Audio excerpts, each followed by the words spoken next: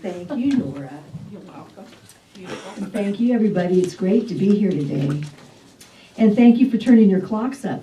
I don't know, why do we keep doing that? And why does it keep getting earlier every year? Farmers. Huh? We gotta be farming. You know, I think the cows go by the light. I don't think they go by the clock. I'm just saying. I don't know. Anyway, I'm glad that you're here. Those of us who aren't here probably did not set our clocks up, or we're out doing something in the sun. Isn't the sun amazing? Yes. We are such appreciators, aren't we? We really are. And it's going to be like this today, and it's going to be like this tomorrow, and then Tuesday it's going to rain. So what do we focus on? Shall we focus on that Tuesday it's going to rain, or that today it's going to be beautiful and tomorrow it's going to be beautiful? What are we going to look at? Because you have people in your life when you say, oh, it's such a beautiful day, and someone goes, yeah, but it's going to rain on Tuesday. It's like, okay, so it rains on Tuesday, but can we just be here and present and enjoy the sun we have today? Right? Right. Right. So a little while ago, a few weeks ago, I came upon this little book. It's a little Unity published book, and it's called Favorite Unity Radio Talks. Have you ever seen that? No. I had never seen it before either. It was published in 1950. Wow. And it's a compilation of, as you know, Unity has had radio broadcasting for years and years, and they do today. And if you're not familiar with it, I highly recommend you go to the Unity website. And it's called Unity FM, I think it's what they call it. And they always just have round the clock either beautiful music or positive talks, you know, meditations, all kinds of stuff. It's wonderful. If you would just like a moment to kind of raise the vibration, that's a good place to go to do it. And these are talks that were printed that have been over the years as members of different ones of the talks that they've done. And they have several ones here. And there was one, I was looking at the table of contents, and there was one called Self-Confidence. And so I opened up to that. And it says, if you are in trouble, ill, needing funds, suffering an aching heart, I say to you, be of good cheer. This is the assurance that Jesus gave to the man made helpless by palsy, to the woman who, trembling, touched the hem of his garment, to the disciples when the boat in which they were riding was distressed by the waves.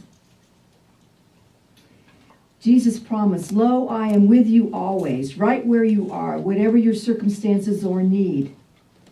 I am here. Be of good cheer. And I stopped to think about that because, in a way, be of good cheer sounds like, be of good cheer.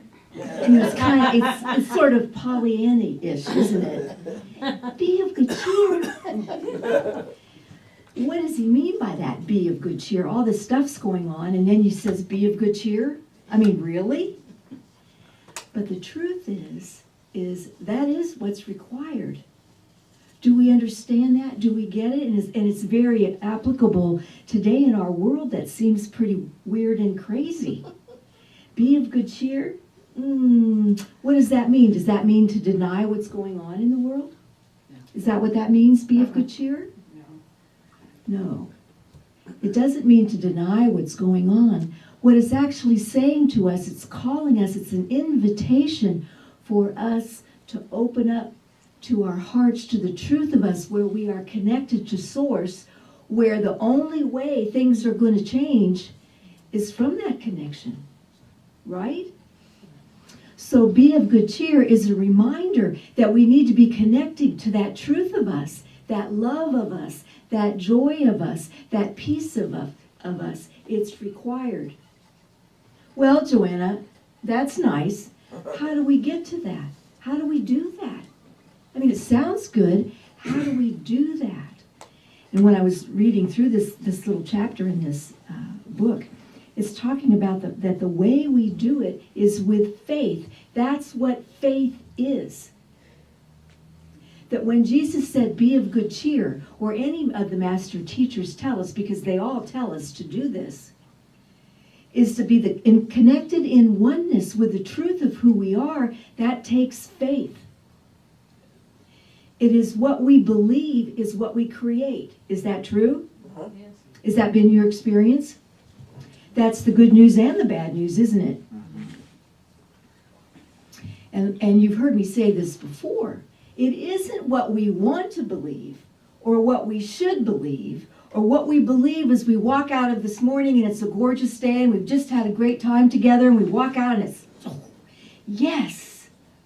That's not the belief we're talking about. It's the belief we have when we're sitting at the stoplight or we're in the ferry line and we miss the ferry and have to wait for the next one. Does that ever happen to you? Oh. I can say no.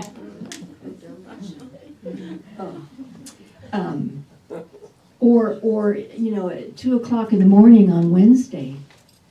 It's what you believe then. That's what we're creating. What's really in there. What we're holding as true all the time. That's what we're creating. And Jesus said, and all the master teachers say, by your faith, so it is for you.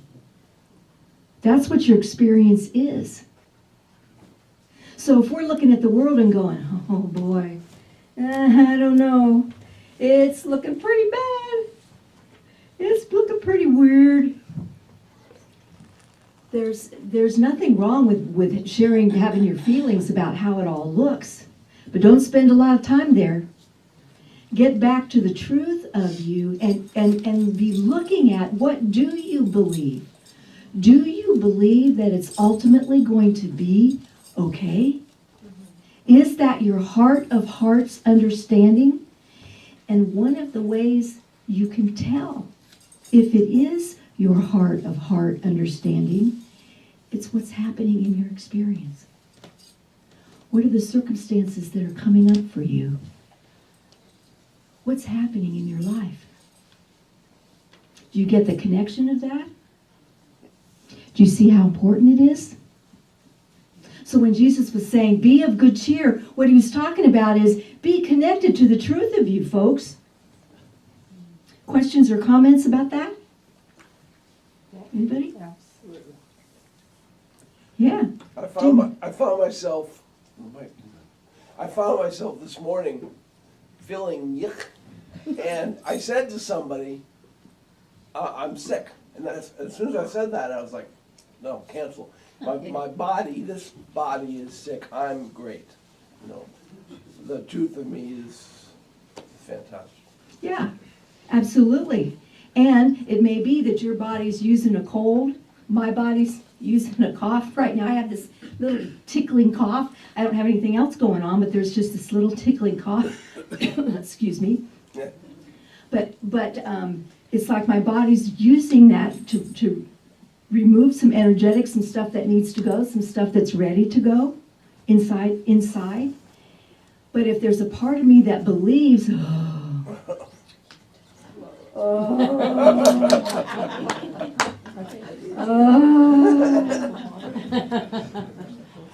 what's our experience? And see, here's the thing, is that our experience proves what we believe, so then we continue to believe it, right?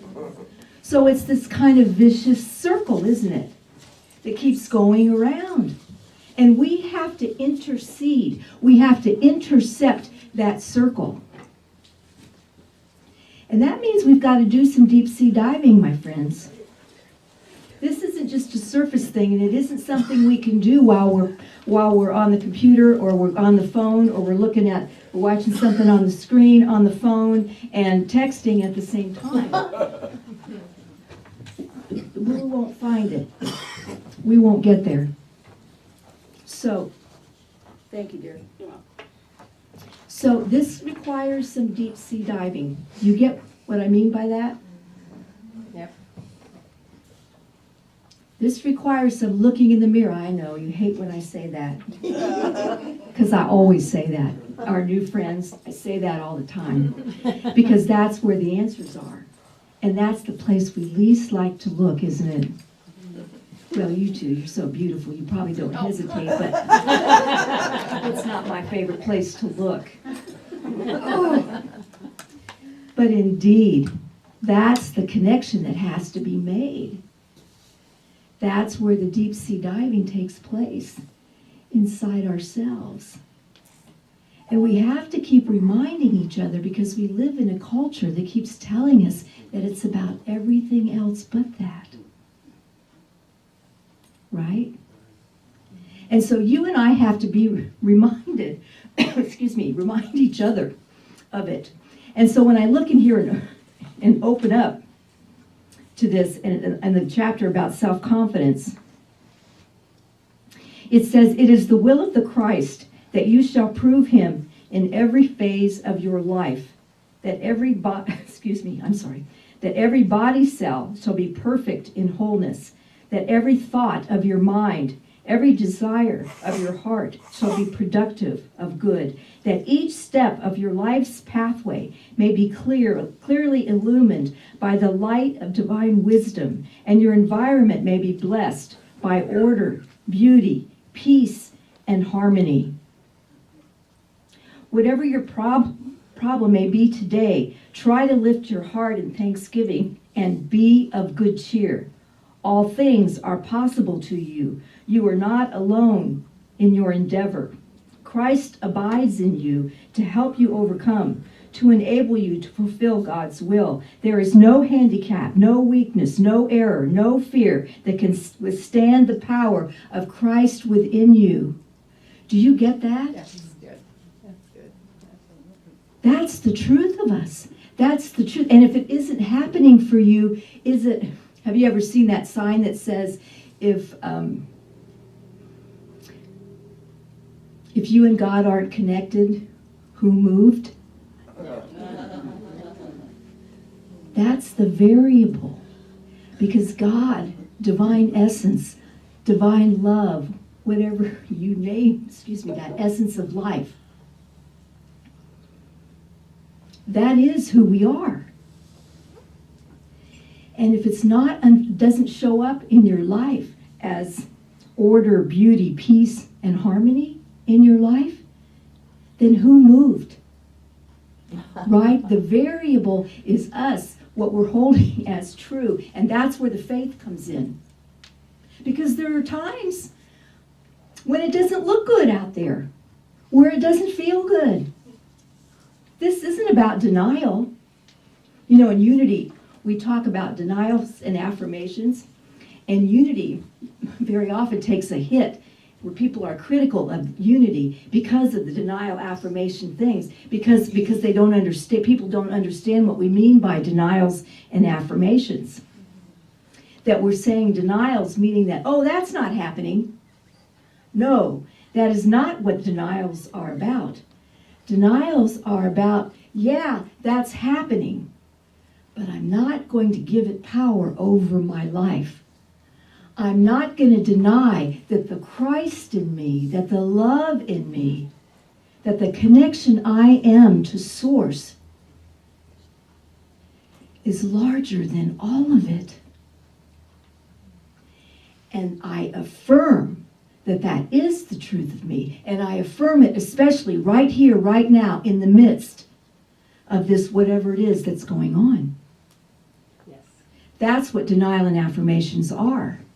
And that's what in Unity we call it affirmative prayer, is saying that, denying that whatever this is, not that it's happening, but that it is not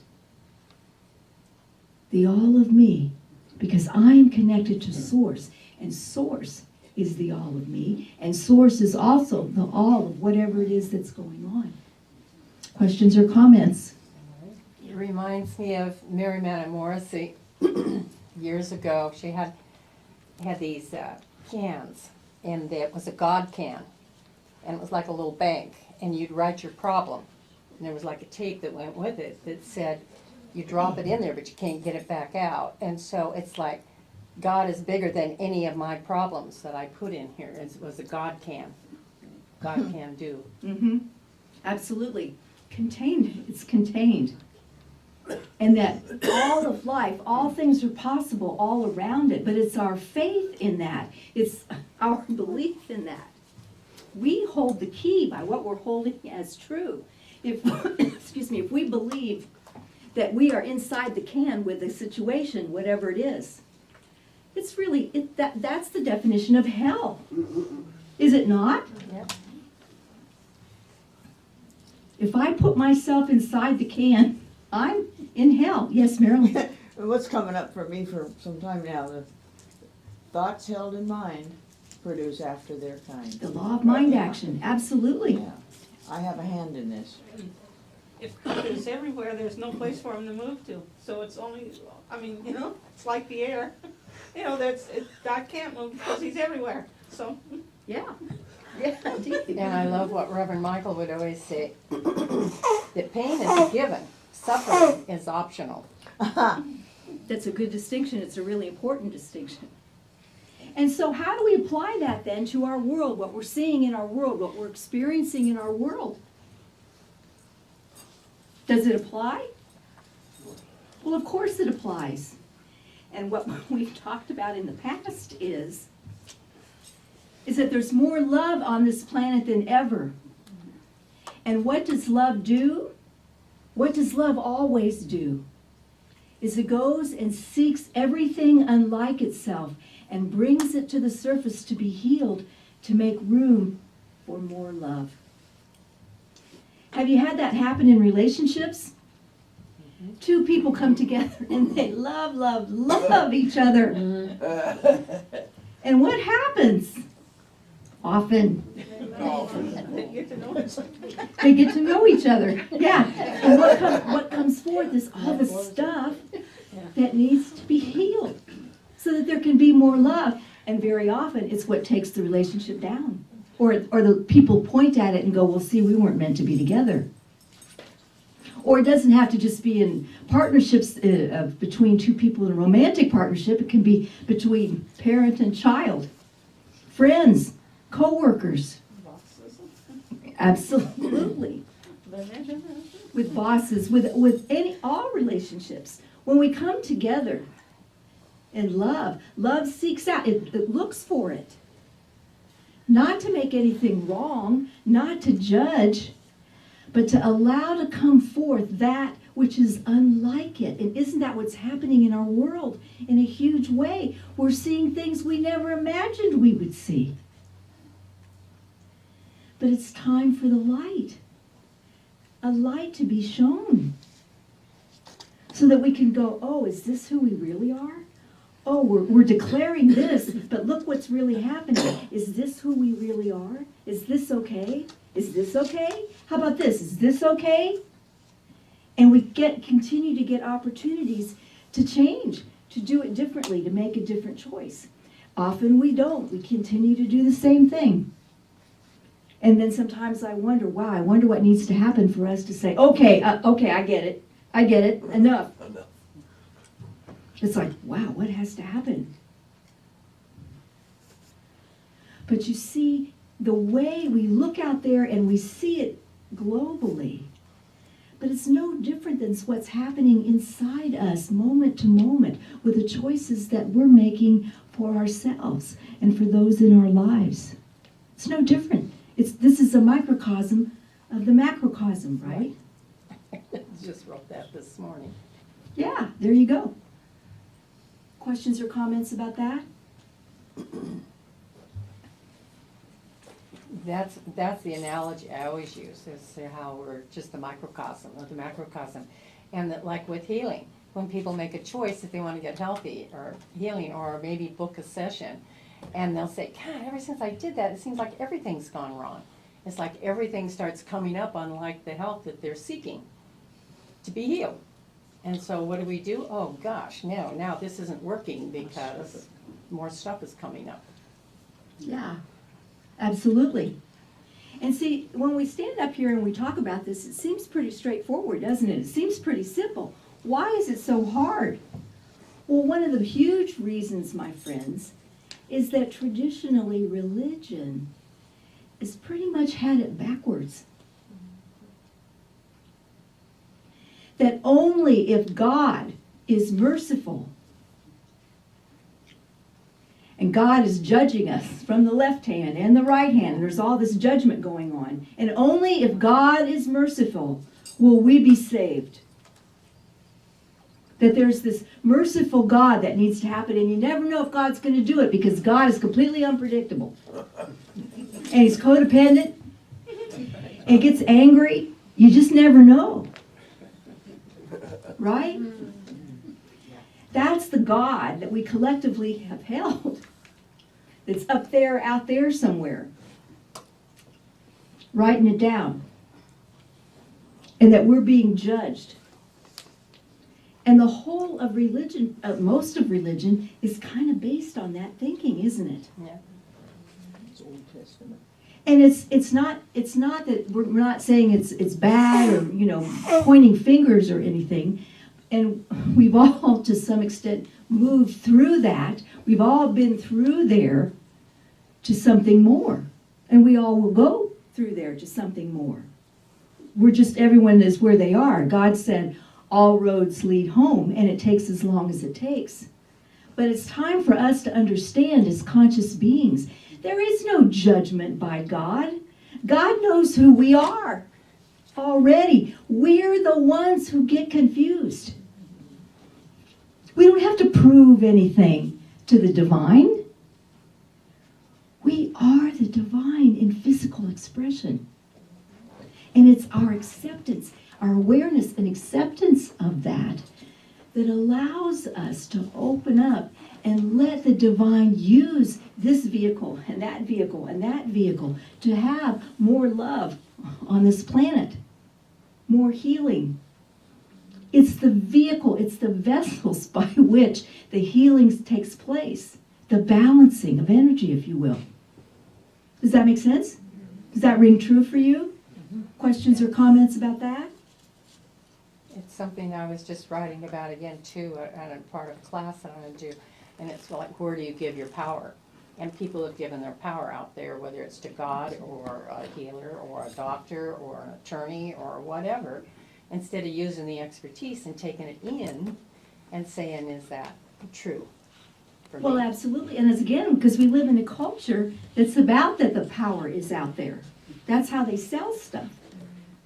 It's out there. It isn't about what's in here. In fact, we were raised to believe that it's not okay to think we're powerful. It's not okay to feel strong inside. We've heard messages from the time we're little kids. Most of us, many of us, some of us, lots of us, all of us.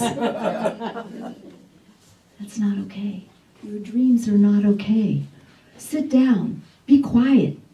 You're rocking the boat. Don't rock the boat. Right?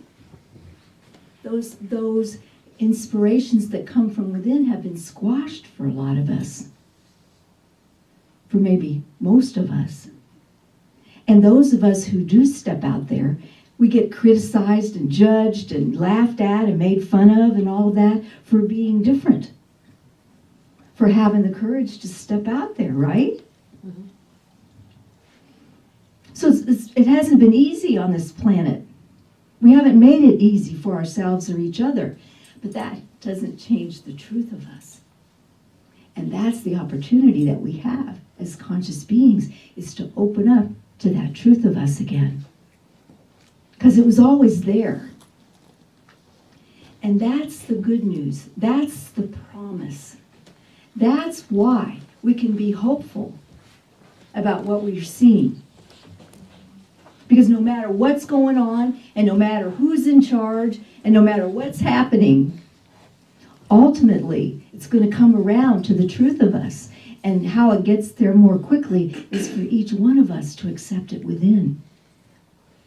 That tips the balance. Why? Because we're all one. We're all connected. We're not separate from those folks over there who are doing that or saying that. We're not separate from anybody. They can only do what we all have room for in us at some level. even if it's just a little bit. Do you realize that? Did you get that? Whatever's going on in our world can only occur because all of us have room for it somewhere inside. Have you thought of it like that? Now, that's not a make wrong.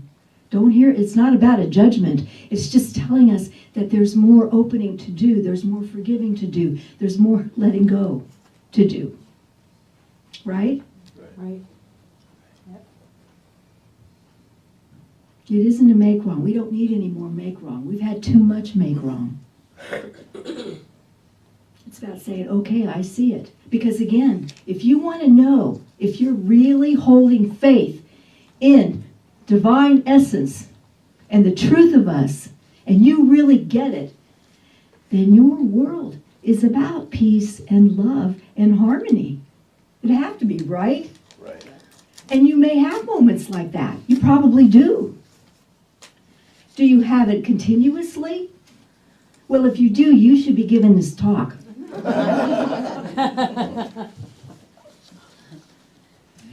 I have moments,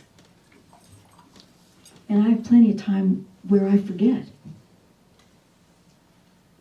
And I feel small, and I feel limited. And I look outside myself for validation. Do you do that?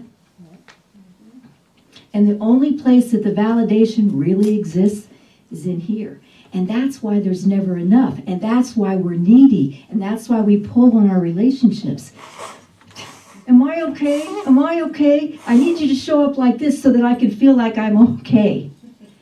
But there's never enough, is it? It's never enough. It couldn't be enough because we're looking in the wrong place. Do you see? And we drag or suck the life out of relationships doing that until we realize it isn't over there. That validation has to be in here. And have you noticed that you're the most critical of others when you're feeling the smallest inside? Yeah. And that's a good red light. And I've said this before, when I notice, well, look at that. Should she be out in public with that on? I mean, really? Did you see her hair? Oh my God.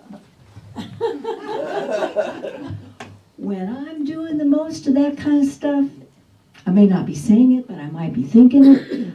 That's a light bulb that goes on. It says, oh, I'm feeling really small today. I'm feeling really small. I'm feeling really less than today. And if we can stay in touch with that inside ourselves, it helps a lot. It isn't about making myself wrong. Oh, Joanna, there you go again. No, it's like, oh, thank you. Pull it, rein it back in, pull it back in. Blessing everybody. And isn't that amazing that that person has the strength and courage to go out there? Good for them. Good for them. Good for them. Questions or comments? What it brings to mind is around, just recently I heard the comment, always thinking that public speaking or fire or whatever are our greatest fears. And really, it's change. Even though it's what we seek, we want the familiar, we want the comfortableness, until we get so uncomfortable with our uncomfortableness. So it's both change in ourselves and change in others. As much as we seek it, we fear it. Because we have to let go. Well, because that's a sign of the ego. The ego hates change. It hates anything it doesn't have files on. And so it makes it wrong. Doesn't want, and so it will. If I got files on that, no. Don't do it. Yeah. Morris. Thanks for reminding us that we can choose to open up to the truth of us. Mm-hmm. We can choose. It is totally a choice. That's the thing. The divine loves us so much that it allows us to choose our way home. And it takes as long as it takes. That's love. Yeah. And that power is in us, and that power was given to us by God. Hello. Yeah. We look at it like self-will, you know, like we have the Old Testament or whatever teaching of that we have self-will, but that's, we can, and then along the same line, in what's hollering at me daily from readings I do in the Course in Miracles, I can always choose to look at things differently. It's up to me. Yeah. Because I am God's, as each of us is, God's beloved. God gave us that gift Absolutely. in our creation. Yeah. One of the biggest lies that there is this, the belief that I don't have a choice. Right. We always have a choice. We're always choosing. Even when we're not choosing, we're choosing. Right? Choosing not to choose. We're choosing not to choose. We are always, every moment of existence, choosing.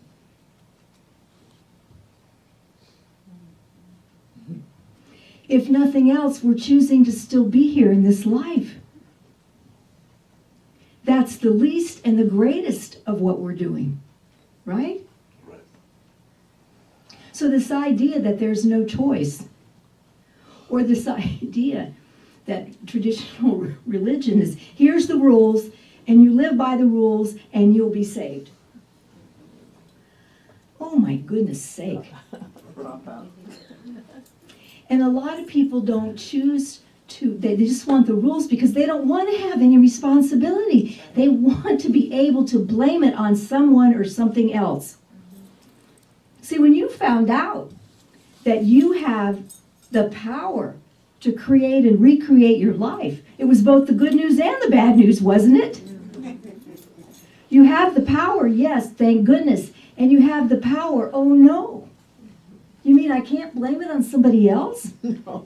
It's not somebody else's fault. It surely was my parents' fault. It was my sister's fault. It was my perpetrator's fault. My abuser's fault. Well, okay. But what are you going to do now? Are you going to still live as the abused? As the victim? Because at this point, if you're still walking that walk, who's abusing you now? You. Exactly. It's not that person, and that's not to minimize what we have experienced. I'm not saying that. It was horrendous. Not saying that. What I am saying is, so who are you now? Who are you now? Are you still living as the abused?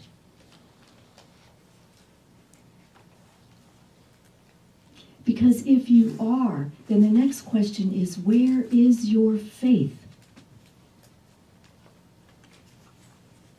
Are you living the belief that life is happening to you? Through. Because what we come to understand is that life is happening through us by what we're holding as true, by what our faith is. Do you believe that you're always going to lose, that you're always going to come at the short end of the stick? Is that your belief? Well, here, you won't think I'm not much of a psychic. I can promise you what your experience will be. The short end of the stick. Right? And then you'll say, see, I told you. Right?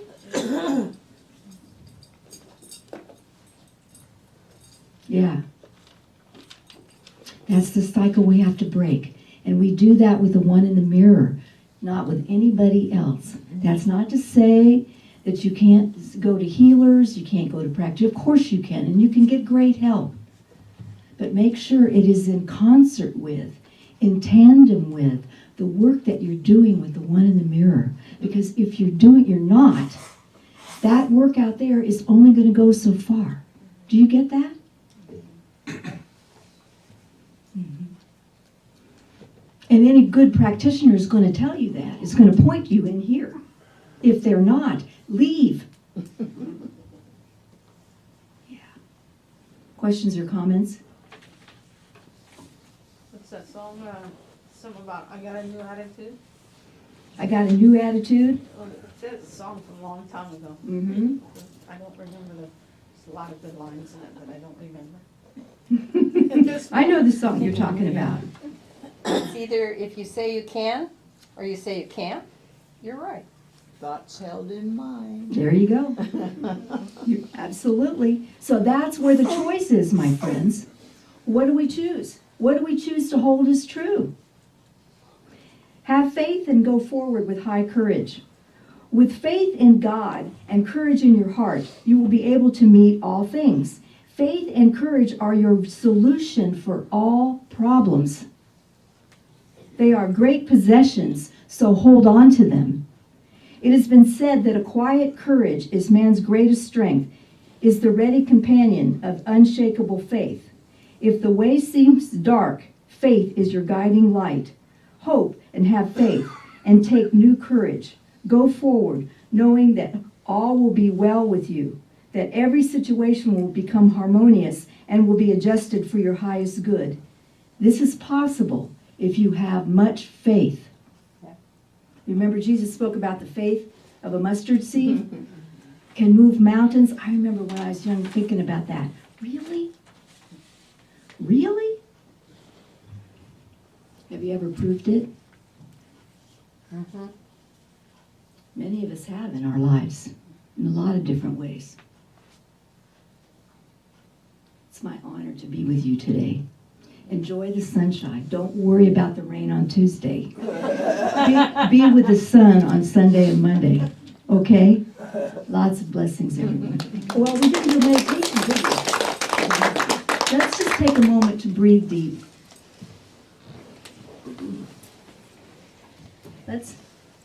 Let's breathe deep. And let's just exercise and breathe deep. And with every breath, anything that is tense, that's tight, that's bothering you, just exhale it out.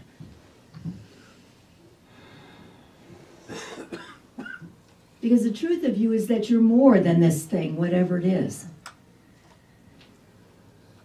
So just exhale it out. Take a few deep breaths. We maybe should do a groan here. I'm feeling like there's a groan. So let's do the groan. You know how we do that. I'll count to 3, and then everybody just make it nasty. Okay? 1, 2, 3.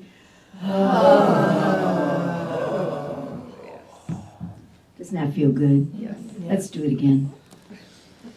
1, 2, 3.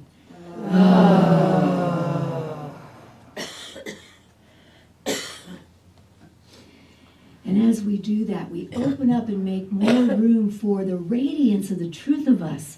And right now, that radiance is being reflected back to us as this beautiful morning sun. So let's allow it in, that it comes up from within and bubbles up. And we're also opening the doors and windows to let it come back to us. The radiance of this beautiful light. Let it warm you. Let it sparkle in you. Let it lift you.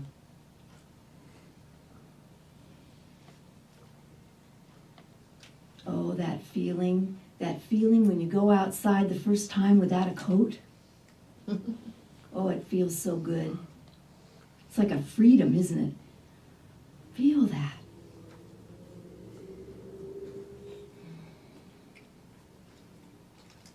Opening the doors and windows, being reminded that we are much larger than the challenges because we're connected to divine source. And so we open the doors and windows, allowing that truth and the faith in that truth to come forth, to transform, to transmute any negativity, any wounds, any sorrows, any pain.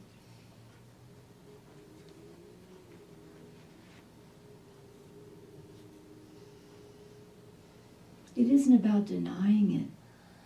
It's about embracing it with the truth of us.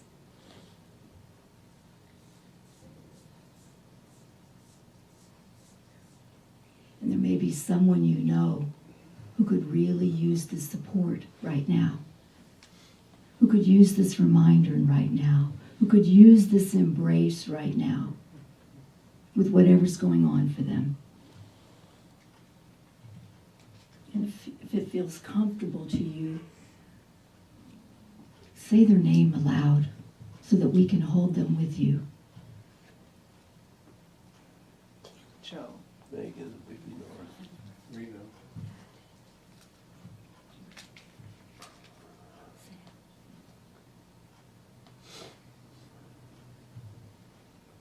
And for our spiritual community, and for our community at large, our state, our country, our planet. Every life form that in this moment of now, every form of life is lifted up.